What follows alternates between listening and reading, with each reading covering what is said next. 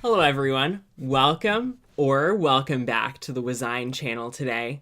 I am your host, Merlin, and today I am bringing you the third episode of Tune-Up Time. For this week's video, I am bringing you this 1970s condo living room that I love the light in, and it has a pretty great open floor plan. It does have a few issues with it looks dated. That's probably the big issue. So let's get started.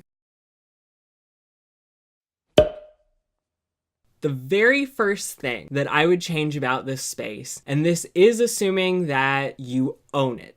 If you're renting it, you probably don't have enough leeway to do this, but replace the floor. This brown carpet is ugly, and how midway through the stairs, the floor changes into the dining room. Replace it with either a hardwood or a vinyl or a laminate that looks like wood, and continue it throughout the entire first floor. It will increase the look of the space, and it will make it feel bigger because you don't have that awkward transition. Also, on the stairs, we have this ugly carpet too. Instead of keeping that carpet there, cover it with wood look vinyl sheets, because replacing all of the stair treads can get very expensive. That is one way to improve the look of these on a budget. It will look like wood, but it's not wood. The next thing is, I love this open floor plan, but there needs to be some kind of differentiation between the living room and the stairs. And really, I would say something similar needs to happen on the dining room side as well, because you do need some visual separation. And this railing is really not enough, and it's kind of odd. It just looks weird. So possibly something like a partition wall made entirely out of furring strips. Furring strips are inexpensive pieces of wood that can each be had for under $1. So I did the math to make this out of furring strips. It's under 30 bucks. It's incredibly budget friendly. And then just to kind of add an interesting detail to it, where the landing for the stairs is, continue that on with, say, like a 1x12 or a couple of 1x6s painted white. Have all of the furring strips black and then do that white, and this can be your feature wall. It anchors the space and it makes the room feel more like a room, while still allowing you to see through it, and also still allowing light to pass through into the stairs. And then also continue those furring strips across the ceiling. 1970s popcorn ceilings are ugly.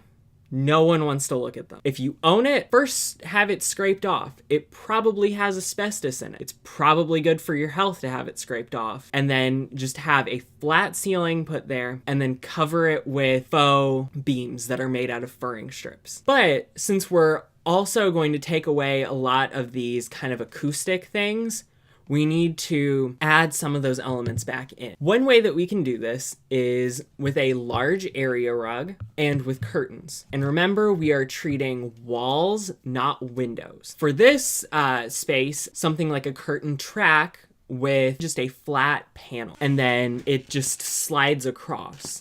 So when you need to not have light, you just slide it across, you're good. Whenever it's not, all of your curtains are lined up very nicely at the edges. This will help deaden some of that sound, and it also dresses up the window. And then we want to add some furniture. IKEA has an actually really cool, it's called a tuxedo couch. It's the very simple mid-century modern. The one thing about it is, though, change the legs. You can buy fairly inexpensive legs from like a Home Depot or Lowe's, and they will look so much better than the weird nub things that IKEA has. And then also, I'm gonna butcher the name, but it's Stolman.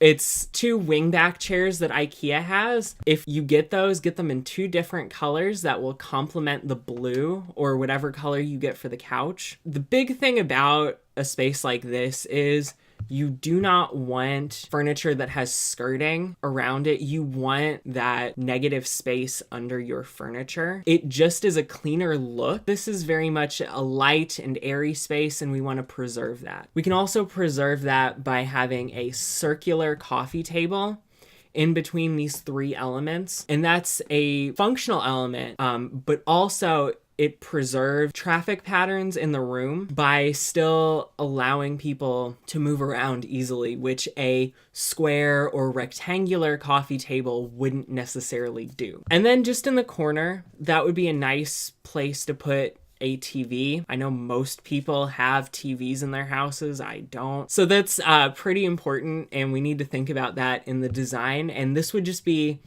a nice place to have it because you're not blocking the window, but you're still keeping the room open. And then we also want to add some decorations to it. We're just gonna have a gallery wall. The gallery wall will add visual interest to an otherwise empty wall. It'll give you a place to display your art. Finally, we're on to lighting. This is the part that I had the most fun with because there are so many different options out there. All of the lighting that I chose for this space comes from IKEA because they actually have really cool kind of clip-on, or you can screw them in, plug-in lights. For the gallery wall, I was thinking 3 plug-in spotlights that you can just screw into the ceiling that are just there to wash the wall with light. And then they also have clip-on or clamp lights. And just so you have some kind of task lighting at the sofa, one would be attached to this partition. And then IKEA also has this really cool, kind of like a tapered cigar shaped lamp that's a floor lamp that would be really cool between the 2 wingback chairs. And that would just be, again, to provide task lighting if you're in one of those 2 chairs. And then if you really wanted to go crazy, opaque Lexan or what they use in greenhouses could be stretched across this partition wall, and then you could LED light it from behind. But that kind of gets a little technical and a little bit out of the budget for this space, but everything else can be done on a shoestring budget. Alrighty, everyone. Thank you for watching this video today. As always, if you like this video, please subscribe to my channel and give this video a thumbs up. Also, leave me a comment of your thoughts on this design if you do something similar to this in your house, or if it gives you some great new idea for your space. I definitely want to hear about it. Also, send me a message if you have a space that you think needs help, because I would love to see some of your submissions that I can help and use on this series. Thanks again. Thanks for watching.